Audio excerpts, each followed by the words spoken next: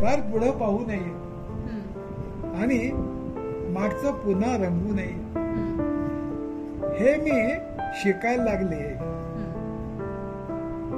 जे झालं आहे ते तसंच दूर ठेवलं पाहिजे.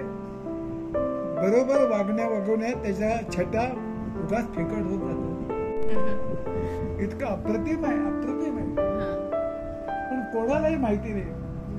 मी ही कादंबरी 7-8 तरी आवृत्त्या घेऊन जायचं चालवून होते, इतक्या वेळा वाचले. किती सुंदर आहे बघा. संपूर्ण प्रकरण